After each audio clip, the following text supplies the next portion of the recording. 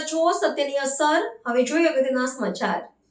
મણિનગરમાં કોંગ્રેસનો મધ્યસ્થ કાર્યાલયના ઉદ્ઘાટન સમારંભે પરિવર્તનની લહેરનો દાવો. અમદાવાદના મણિનગરમાં કોંગ્રેસે ચૂંટણી પહેલા જ તાકાત બતાવી દીધી છે. મધ્યસ્થ કાર્યાલયના ઉદ્ઘાટન સાથે પરિવર્તનની લહેરનો દાવો કરવામાં આવ્યો છે. શહેર પ્રમુખ સોનલબેન પટેલની હાજરીમાં કોંગ્રેસે સીધો ભાજપ પર નિશાન સાધ્યું છે. મણિનગર વોર્ડમાં કોંગ્રેસના 4 ઉમેદવારો માટે મધ્યસ્થ કાર્યાલયનું ઉદ્ઘાટન કરવામાં આવ્યું હતું. શહેર પ્રમુખ સોનલબેન પટેલે જણાવ્યું કે કોંગ્રેસને લોકો તરફથી ભારે સમર્થન મળી રહ્યું છે. 80% વિસ્તારમાં જનસંપર્ક પૂર્ણ થઈ ચૂક્યો છે અને લોકો બદલાવ માટે તૈયાર છે. કોંગ્રેસે ભાજપ પર ગંભીર આક્ષેપો કર્યા છે. 20 વર્ષના શાસન છતાં લોકો આજે પણ પાણી, રસ્તા, ટ્રાફિક અને પ્રદૂષણ જેવી સમસ્યાઓથી પરેશાન છે. વરસાદમાં પાણી ભરાવા, ભ્રષ્ટાચાર અને ગરીબ વિરોધી નીતિઓને પણ મુદ્દો બનાવવામાં આવ્યો. કોંગ્રેસના નેતાઓએ તો અહીં સુધી કહ્યું કે આ ચૂંટણી સામાન્ય નથી પરંતુ પરિવર્તનની ચૂંટણી છે. શહેર પ્રવક્તા રમેશભાઈ વોરાએ ભાજપ પર આક્ષેપ કર્યો કે કોંગ્રેસના ઉમેદવારોને ડરાવવા અને ફોર્મ પાછા ખેંચવાનો પ્રયાસ કરાયો હતો, પણ કોંગ્રેસના ઉમેદવારો અડીખમ રીતે મેદાનમાં છે. મણિનગર વોર્ડ પ્રમુખ તુષાર સુતરિયાએ કહ્યું કે છેલ્લા વર્ષોમાં વિકાસ નહીં, ફક્ત ભ્રષ્ટાચાર થયો છે અને હવે જનતા પરિવર્તન લાવવાના મૂડમાં છે. કોંગ્રેસના દાવાઓ વચ્ચે હવે સવાલ એ છે કે શું મણિનગર અને અમદાવાદમાં ખરેખર પરિવર્તનની લહેર છે કે પછી મતદારોથી ફરીથી જૂના સમીકરણોને જ પસંદ કરશે? ચૂંટણીના પરિણામો જ આવા સવાલોનો જવાબ આપશે. મણિનગરની જે આ કોર્પોરેશનની વિસ્તાર છે, એમાં 4 ઉમેદવારો લડી રહ્યા છે, તેના મધ્યસ્થ કાર્યાલયનું ઉદ્ઘાટન કરવામાં આવ્યું છે. આ જગ્યા ખૂબ સારી છે, લોકોને જોઈ શકે પૂરતી બેસવાની જગ્યા, અને ખાસ કરીને એની સાથે ઉમેદવારોનો પણ ખૂબ ઉત્સાહ છે. એમની સાથે અમારી આખી ટીમ છે, વોર્ડ પ્રમુખ એમની સાથેની ટીમ, એ લોકો મહેનત ખૂબ કરી રહ્યા છે. આજે એમને બહુ સારી રેલી પણ કાઢવામાં આવી હતી અને મોટાભાગના 80% જેટલા વિસ્તારમાં એ લોકોએ લોકસંપર્ક કરી નાખ્યો છે અને લોકોનો જે પ્રતિભાવ મળ્યો છે કે આ વખતે કોંગ્રેસને તક આપવા માંગે છે લોકો, એનાથી જે અમારા કેન્ડિડેટ્સ છે એને નવી ઉર્જા મળી છે અને એ લોકોમાં ખૂબ વિશ્વાસ છે કે એ લોકો આ વખતે ચોક્કસ જીતશે. અને છેલ્લા હવે થોડાક દિવસો રહ્યા છે તેમાં સઘન પ્રચાર કરી અને છેલ્લે દિવસે બરાબર તૈયારી કરી અને એ લોકો સુસજ્જ છે. આટલા બધા 20 વર્ષથી જોવા જઈએ તો શાસન છે ભાજપનું. કોર્પોરેશનમાં આમ તો ટ્રિપલ એન્જિનની સરકાર કહેવાય. સેન્ટરમાં, રાજ્યમાં અને કોર્પોરેશનમાં હજારો કરોડોનું બજેટ હોવા છતાં બેઝિક જે ફેસિલિટીઝ છે તે પણ લોકોને મળતી હતી. પીવાનું શુદ્ધ પાણી, 2 વખત પાણી, આજે વરસાદ પડી જાય તો ભૂવા પડે છે, વરસાદના પાણી ભરાઈ જાય છે, ટ્રાફિકની સમસ્યા, પોલ્યુશન, આ બધી જે વાતો છે આખા અમદાવાદમાં કોઈ પણ વિસ્તાર હોય તો નાગરિકો ફેસ કરી રહ્યા છે. અને ભ્રષ્ટાચાર બીજો તો એ સિવાય લોકો જે ગરીબ લોકો છે, સામાન્ય વર્ગના લોકો છે, એ લોકોને સ્પર્શે એવી કોઈ વાત હોતી નથી. ખાલી મોટા બિલ્ડરો અને મોટા જે ઉદ્યોગપતિઓ છે તે લોકોને ફાયદો થાય તેવી સ્કીમો કરવામાં આવે છે. રીડેવલપમેન્ટની વાત હોય તો તેમાં પણ ફાયદો થાય નહીં. કોઈ પણ જાતના ઘણી વખત ઓલ્ટરનેટિવ અરેન્જમેન્ટ વગર ડિમોલિશન પણ મોટા પ્રમાણમાં કરવામાં આવે છે અને લોકોને ખ્યાલ આવી ગયો છે કે માત્ર પૈસા બનાવવા માટે જ ધનિકોની સાથે જ જે આ જે કોર્પોરેશન કોર્પોરેટરો છે, અને ઘણા બધાને તો એટલા માટે એ લોકોએ બદલી નાખવા પડે છે કારણ કે એ લોકોની એટલી બધી એન્ટી ઇન્કમ બનતી છે જે કોર્પોરેટર્સની. અને તમે જુઓ છો કે ઘણી જગ્યાએ એ લોકો જાય છે તો પણ એમને જાકારો દેવામાં આવ્યો છે.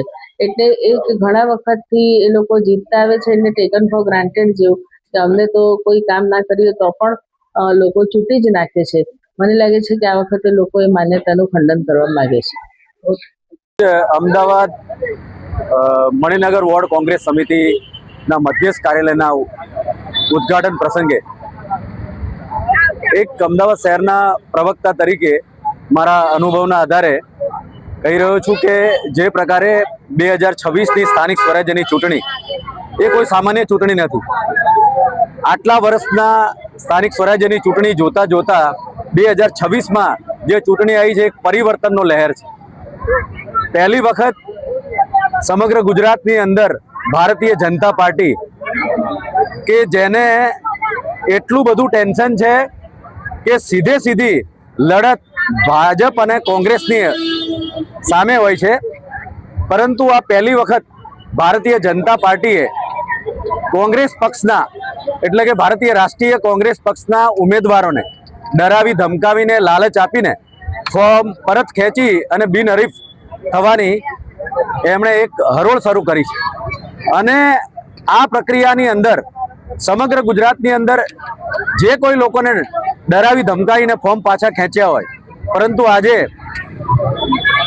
પ્રધાનમંત્રી એવા નરેન્દ્ર મોદી કે જે ગુજરાતના મુખ્યમંત્રી હતા, આ એમનો ગઢ છે અને એ ગઢની અંદર ચારે ઉમેદવાર કોઈ પણ જાતના ડર અને લાલચ વગર અડેખમ રીતે પ્રજાની વચ્ચે કોંગ્રેસનો વિશ્વાસ પ્રસ્થાપિત કરીને ઉભા રહ્યા છે. કોઈથી ડર્યા નથી, ડરશે પણ નહીં. જનતા જનાર્દનનો જે કંઈ આદેશ આવે એ સ્વીકારશે, પરંતુ હાર માનશે નહીં. માટે આજે પ્રજાની વચ્ચે જ્યારે જઈ રહ્યા છે ત્યારે પ્રજા સામેથી કોંગ્રેસને આવકારે છે અને જે પ્રકારે 5 વર્ષથી 2021 થી 25 દરમિયાન ભારતીય જનતા પાર્ટીએ જે પ્રકારે વિકાસની વાતો કરી છે, એ વિકાસની વાતો ફક્ત અને ફક્ત કાગળ ઉપર છે. વાસ્તવિકતામાં વિકાસ કશો થયો જ નથી. સોસાયટીના નાકે કોઈ મોટું કોમ્પ્લેક્સ બન્યું હોય કે નવી દુકાન બની હોય, એ વસ્તુને એ લોકો વિકાસ બતાવે છે, પરંતુ ખરેખર આ રોડ, રસ્તા, નળ, ગટર, પાણી અને સ્ટ્રીટ લાઇટ એ અમદાવાદ મ્યુનિસિપલ કોર્પોરેશનની પ્રાથમિક જવાબદારી છે કે અમદાવાદ મ્યુનિસિપલ કોર્પોરેશનના કરદાતાને એના ઘર સુધી આ સુવિધાઓ પૂરી પાડવાની હોય. પરંતુ અમદાવાદ મ્યુનિસિપલ કોર્પોરેશનના અધિકારીઓ દ્વારા જે નગરજનોને ટેક્સ આપે છે, ટેક્સની સામે જે પ્રાથમિક સુવિધા આપે છે, એ પ્રાથમિક સુવિધાને એ લોકો તેમનો વિકાસ બતાવે છે, પણ ખરેખર વિકાસ થયો નથી.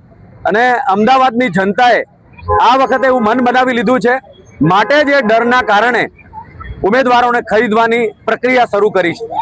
પરંતુ એ પ્રક્રિયાનો દિવસ પણ પૂર્ણ થઈ ગયો છે અને અમદાવાદ શહેરની અંદર 48 વોર્ડમાં જેટલા પણ ઉમેદવારો ભારતીય રાષ્ટ્રીય કોંગ્રેસના અડીખમ રીતે ઉભા રહ્યા છે, એ તન મન ધનથી પ્રજાના વિશ્વાસ સાથે લડશે અને જીતશે અને સારું પરિણામ 26 તારીખે આવશે. આમાં તો એવું છે કે છેલ્લા 30 વર્ષથી બધા મુદ્દાઓ છે ભાજપ સામે, એક પણ કામ એમણે કર્યું નથી. માત્ર ને માત્ર ભ્રષ્ટાચાર કર્યો છે. આ બ્રિજો તૂટે છે, ગટર પાણીના પ્રશ્નો, મણિનગરમાં જો કોઈ બહાર આવીને મોત હોય તો પણ પાણી ભરાઈ જાય, એ હાલત મણિનગરની છે. અને આ વખતે મણિનગર જનતાએ નક્કી કર્યું છે અને અમદાવાદની પબ્લિકે નક્કી કર્યું છે કે પરિવર્તન પરિવર્તન પરિવર્તન. હવે ચારે બાજુ કોંગ્રેસ આવવાની છે.